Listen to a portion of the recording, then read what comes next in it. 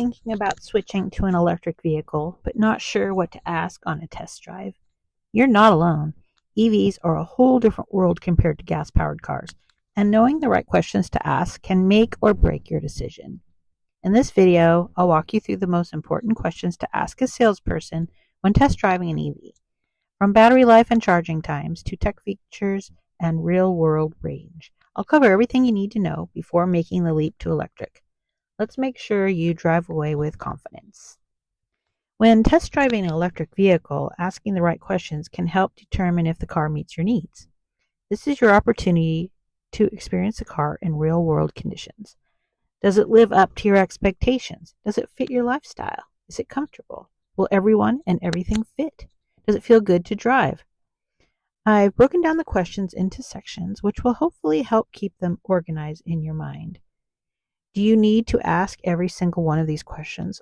Of course not. This is just a guideline to help point you in the right direction, to give you an idea of the things to ask, things that are important to you. Now, I am going to put these all in the description below so you don't need to take notes. Okay, so here are some key questions. The first category is battery and charging. You can ask them, what is the estimated real-world range? Some electric vehicles have higher rated range, but factors like speed, temperature, and driving habits can significantly affect the real-world performance. What type of battery does this EV have? And how long does it last? Different electric vehicles have different batteries, lithium-ion, LFP, or other battery chemistries, which impact longevity and performance.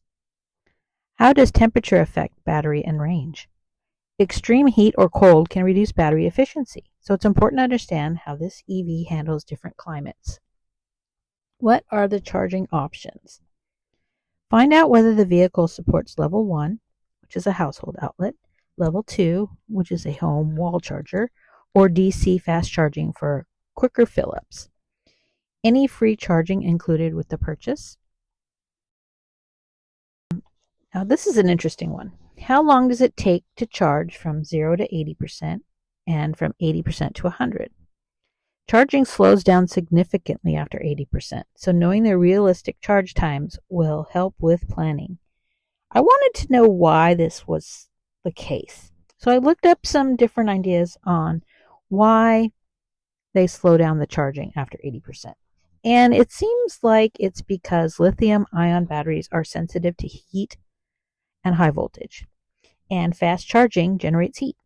So to prevent overheating and to extend battery life, the charging system slows down as the battery is getting close to full. They recommend only charging to 100% if you're going on a long road trip. There you go. Does it support bidirectional charging, vehicle to home or vehicle to grid? Some electric vehicles can power your home or feed electricity back into the grid during peak demand.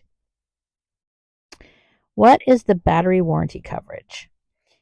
Battery replacement can be very costly, so check how long the manufacturer guarantees the performance of the battery. It's estimated to cost between $100 and $300 per kilowatt hour to replace the battery. One example I found is that a Chevy Bolt has 66 kilowatt hour batteries, and it's estimated that that would cost $9,000 to $12,000 to replace all the batteries. That's a lot of money. Okay, next section of questions is driving performance and features.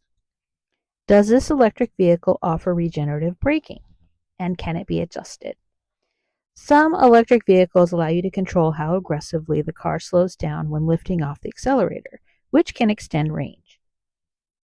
So if the car has regenerative braking, what happens is that when you take your foot off the accelerator, the electric motor reverses and acts as a generator. Instead of using friction like traditional brakes, the system converts kinetic energy, motion, into electrical energy. It increases your efficiency, extends battery range, reduces brake wear, and offers a smoother driving experience.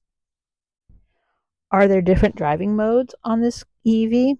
Eco, sport, comfort, off-road, towing, one-pedal driving. Different modes can enhance efficiency, performance, or make driving more intuitive. So ask about them. How does it handle acceleration and braking?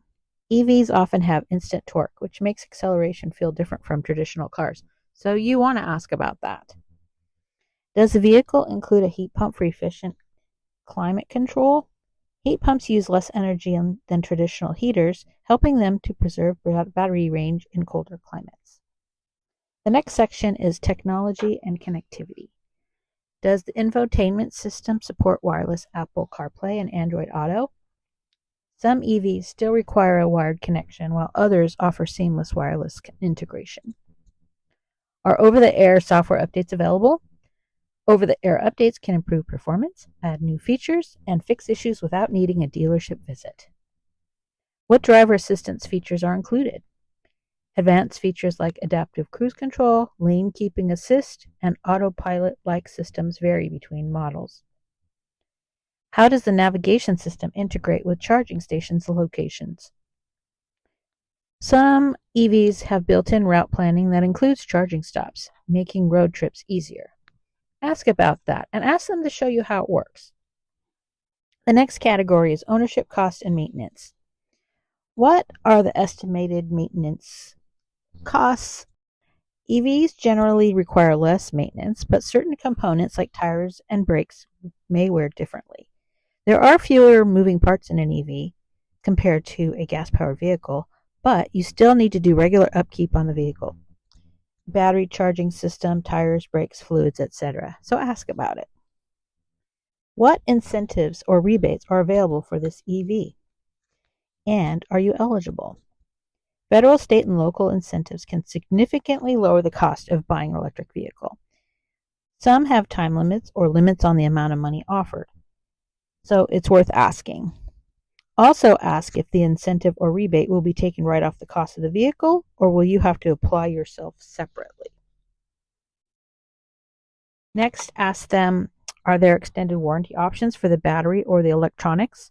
Some manufacturers offer extended coverage for peace of mind, especially for the high voltage components. What's the resale value of this model compared to similar EVs? Electric vehicle depreciation varies widely, so it's good to know how well this model holds its value. Now, this changes constantly, so the salesman won't know any specifics, but they should be able to give you a pretty good idea if the used models are in high demand. Charging infrastructure and daily use is the next category. What home charging options are recommended, and what's the installation cost? Home charging is the most convenient option, but installation costs and electrical requirements may vary. Does the manufacturer offer partnerships with charging networks? Some brands provide free charging incentives and discounts with specific networks like Electrify America or Tesla Superchargers. Are there free or discounted public charging programs for this model?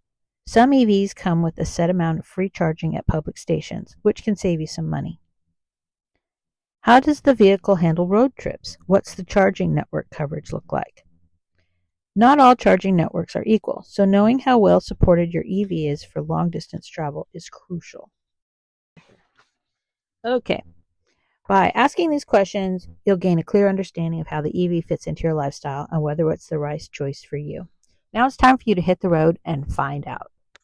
I want to ask you to please give the video a thumbs up, subscribe, share it with anyone who may be looking for an EV, and add any comments, questions, advice, tips, whatever, down in the comments below. I love reading the comments. Thanks so much for watching. See you next time.